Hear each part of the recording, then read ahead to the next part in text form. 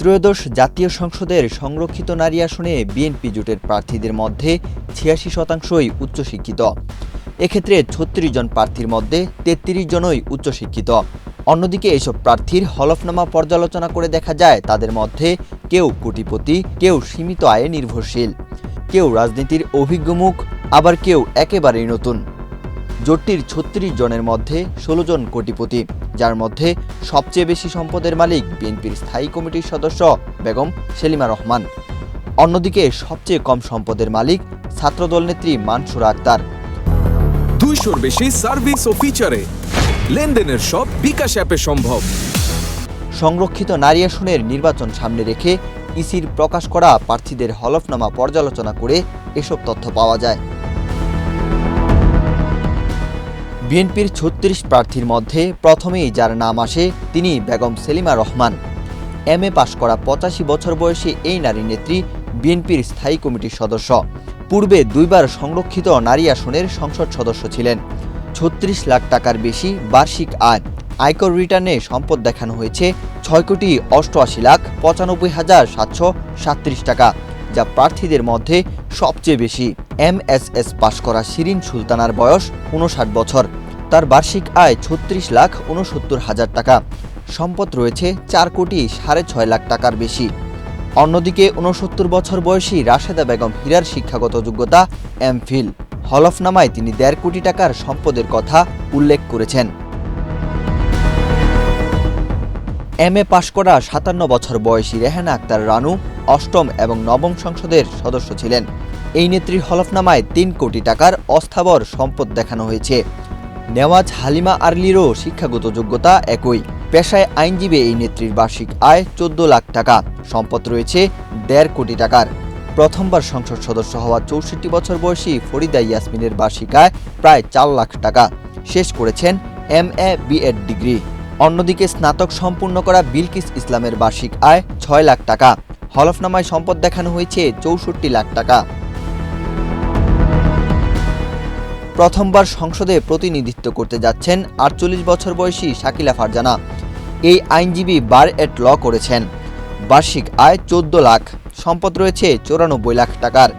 ৫৭ বছর বয়সী হেলেন জেরিনের বার্ষিক আয় ৩৭ লাখ টাকার বেশি। আয়কর রিটার্নে সম্পদ দেখানো হয়েছে ৬ কোটি টাকার বেশি। রাষ্ট্রবিজ্ঞানে এমএসএস করা ৫৬ বছর বয়সী নীলুফার চৌধুরী মণি পেশায় একজন আইনজীবী। তার বার্ষিক আয় ৫ লাখ টাকা আর ৪৪ লাখ টাকার সম্পদ রয়েছে। বিএনপির আলোচিত নারী নেত্রী ৩৯ বছর বয়সী নিপুণ রায় চৌধুরী পেশায় একজন আইনজীবী। তার বার্ষিক আয় ৩.৫ লাখ টাকা আর সম্পদ রয়েছে ৩,৭৯ লাখ টাকার। প্রায় ৬৪ বছর বয়সী জেবা আমিন খানও স্বশিক্ষিত। সংসদ সদস্য হতে সম্প্রতি যুক্তরাজ্যের নাগরিকত্ব ছাড়া এই নেত্রীর বার্ষিক আয় প্রায় ৫.৫ লাখ টাকা আর সম্পদ রয়েছে ৮০ লাখ টাকার। বিকম পাশ করা ৫৩ বছর বয়সী মাহমুদা হাবিবের বার্ষিক আয় ৬ লাখ টাকা আর সম্পদ রয়েছে ১,৪০ লাখ টাকার। মাত্র মাধ্যমিক শেষ করা ৫০ বছর বয়সী মুসাম্মদ সাবিরা সুলতানার সম্পদ ১,২৬ লাখ। তার বার্ষিক আয় দেখানো হয়েছে ১৫ লাখ টাকা। ছিলেন উপজেলার নির্বাচিত চেয়ারম্যান। ৩২ বছর বয়সী সানসিলা জেবরিন প্রিয়াঙ্কা এমবিবিএস করেছেন। ইংল্যান্ড থেকে এমআরসিএস পড়েছেন। তার বার্ষিক আয় প্রায় ৭ লাখ টাকা আর সম্পদ রয়েছে ৬৪ লাখ টাকার মতো। ২ কোটিরও বেশি সম্পদের মালিক ৪৩ বছর বয়সী সানজিদা ইসলাম তুলি টেক্সটাইলে বিএসসি করেছেন। বার্ষিক আয় ৫,৮৫,০০০ টাকা। ৬২ বছর বয়সী এলএলবি শেষ করা সুলতানা আহমেদের বার্ষিক আয় ৯৬ লাখ টাকা আর রিটার্নে সম্পদ দেখানো হয়েছে ৫.৫ কোটি টাকার। ৪৮ বছর বয়সী ফাহমিদা হক পড়াশোনা করেছেন বিএসসিতে। তার বার্ষিক আয় ৭ লাখ টাকা আর সম্পদ রয়েছে ৬০ লাখ টাকার। ৬৪ বছর বয়সী এমএসসি শেষ করা আন্না মিনোজের বার্ষিক আয় ১,৫ লাখ টাকা। আয়কর রিটার্নে সম্পদ দেখানো হয়েছে ৩,৮ লাখ টাকা। ৫২ বছর বয়সী সুবর্ণা শিকদার স্নাতক পাস। বার্ষিক আয় ৭,৬৩,০০০। সম্পদ রয়েছে ৩৯ লাখ টাকার। ৬৬ বছর বয়সী শামীম আরা বেগম স্বপ্না এমএসসি করেছেন। চলতি বছরে ২,৬০ লাখ টাকা আয়। এর মধ্যে জমি বিক্রি হতে মূলধনী আয় প্রায় ২,৪০ লাখ টাকা আর তার সম্পদ রয়েছে ৪ কোটি টাকার। অন্যদিকে 52 বছর বয়সী মোসাম্মদ শাম্মী আক্তার MSS করেছেন। 50,28,000 টাকার সম্পদ সহ 50 ভরি স্বর্ণ হলফনামায় দেখিয়েছেন তিনি। 52 বছর বয়সী ফেরদৌসী আহমেদ স্নাতক পাস, তার আয় 4,91,000 টাকা, সম্পদ রয়েছে 1,81,00,000 টাকার। 46 বছর বয়সী বিথিকা বিনতে হুসাইন MA করেছেন, বার্ষিক আয় 38 লাখ টাকা, সম্পদ রয়েছে 2,12,00,000 টাকার। 41 বছর বয়সী BA পাশ করা মোসাম্মদ সুরাইয়া জেরিনের বার্ষিক আয় 2.5 লাখ টাকা, আর রিটার্নের সম্পদ দেখানো হয়েছে 13,80,000 টাকার। প্রায় 32 বছর বয়সী ছাত্রদল নেত্রী মানসুরা আক্তার স্নাতক সম্পূর্ণ করেছেন, সম্পদের পরিমাণ মাত্র 3 লাখ টাকা, যা নারী সংসদ সদস্যদের মধ্যে সবচেয়ে কম।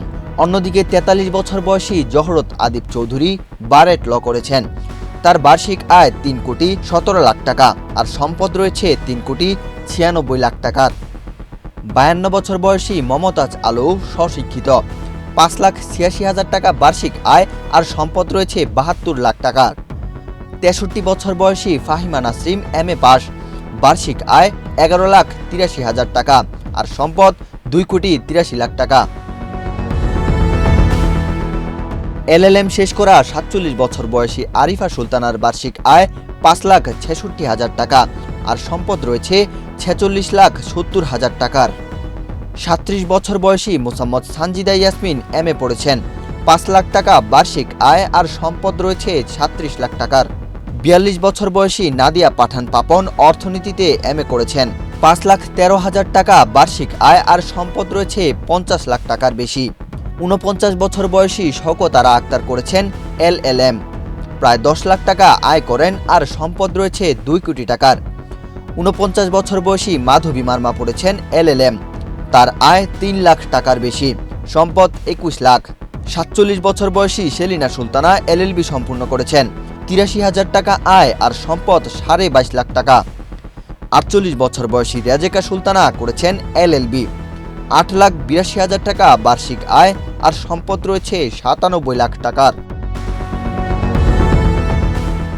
নির্বাচন কমিশনের ঘোষিত তফসিল অনুযায়ী রিটার্নিং কর্মকর্তার সিদ্ধান্তের বিরুদ্ধে আপিল 26 এপ্রিল, আপিল নিষ্পত্তি 27 ও 28 এপ্রিল, প্রার্থিতা প্রত্যাহারের শেষ তারিখ 29 এপ্রিল, প্রতীক বরাদ্দ 30 এপ্রিল এবং ভোট গ্রহণ অনুষ্ঠিত হবে 12 মে।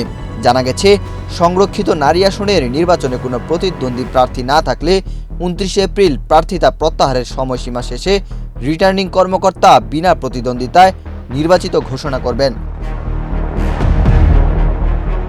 ওয়াহিদ হুসাইন জিহাদ, বাংলাদেশ প্রতিদিন।